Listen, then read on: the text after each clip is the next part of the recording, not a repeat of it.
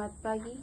Pada video kali ini saya akan mempresentasikan hasil dari kerja kelompok kami, yaitu sektor unggulan dan pendapatan asli daerah, analisis kewenangan administratif Kabupaten Sumba Timur. Pada video kali ini kami akan menjelaskan tentang pariwisata.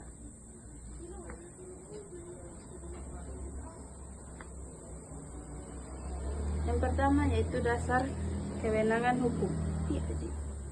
Dasar kewenangan hukum daerah yaitu Undang-Undang Nomor 23 Tahun 2024 tentang pemerintahan daerah, yaitu undang-undang ini merupakan referensi utama dalam memahami kerangka hukum dan kelembagaan pemerintah daerah di Indonesia.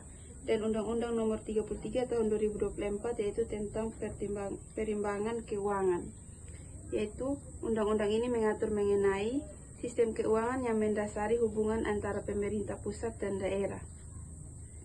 Yang pertama itu hak dan tanggung jawab pemerintah daerah, yaitu merancang dan melaksanakan pembangunan ekonomi RPJMD atau RKPD, mengelola sumber daya lokal untuk PAD, menetapkan perda pajak dan distribusi. Yang keempat, mengatur alokasi APBD. Yang kelima, membangun tata kelola pemerintahan yang efisiensi dan akuntabel. Yang kedua yaitu hubungan kewenangan dengan ekonomi daerah. Pertama yaitu kewenangan administratif berperan penting dalam arah kegiatan ekonomi di Sumba Timur, yaitu bidang-bidang utamanya yaitu pertanian dan peternakan, yaitu sapi, kuda, padi, dan jagung. Dalam pariwisata alam dan budaya yaitu Pantai Walakiri dan Bukit Wairinding. Kedua itu perikanan dan kelautan. Kewenangan ini memungkinkan investasi publik diarahkan ke sektor potensial. Slide ketiga yaitu kebijakan fiskal daerah, yaitu melalui kewenangan pajak dan distribusi. PAD dapat diperkuat melalui pajak hotel, restoran, dan pariwisata, distribusi hasil pertanian dan peternakan. PBB sektor pedesaan dan perkotaan, namun PAD Sumba Timur masih rendah karena ketergantungan tinggi pada dana transfer pusat atau DAU yang biasa disebut dana alokasi umum, dan DAK yaitu dana alokasi khusus. Pada slide keempat yaitu otonomi fiskal dan tantangannya, yaitu kelemahan kapasitas fiskal.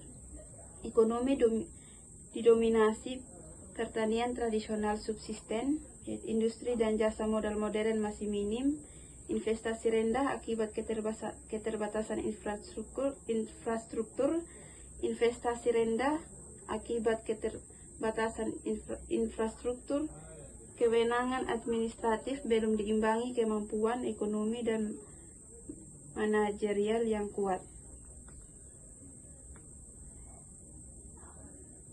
Rekomendasi penguatan ekonomi daerah. Yang pertama yaitu meningkatkan kapasitas aparatur dan perencanaan ekonomi.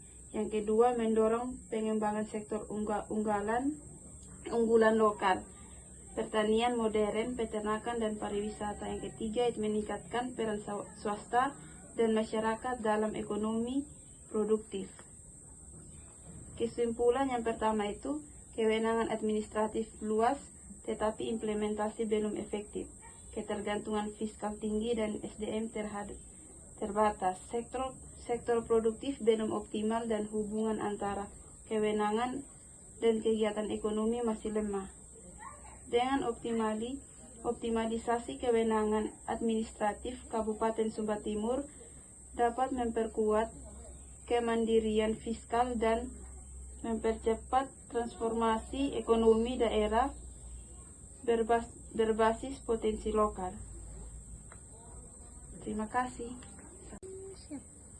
Efisiensi pemerintah daerah, yaitu efisiensi pemerintah daerah adalah kemampuan pemerintah daerah untuk mengelola sumber daya yang ada secara efektif dan efisien dalam rangka mencapai tujuan pembangunan daerah.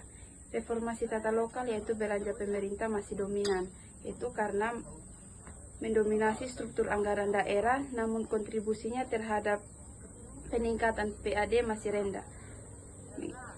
Reformasi tata kelola PAD diperlakukan reformasi tata kelola PAD untuk meningkatkan efisiensi dan efektivitas pengelolaan keuangan daerah, mengarahkan pengeluaran ke sektor produktif, yaitu pengeluaran daerah perlu diarahkan ke sektor-sektor produktif yang memiliki potensi untuk meningkatkan pertumbuhan ekonomi dan PAD. Yang terakhir yaitu meningkatkan efisiensi dan transparansi, yaitu peningkatan efisiensi dan transparansi dalam pengelolaan keuangan daerah sangat penting untuk memastikan akuntabilitas dan mencegah praktik korupsi.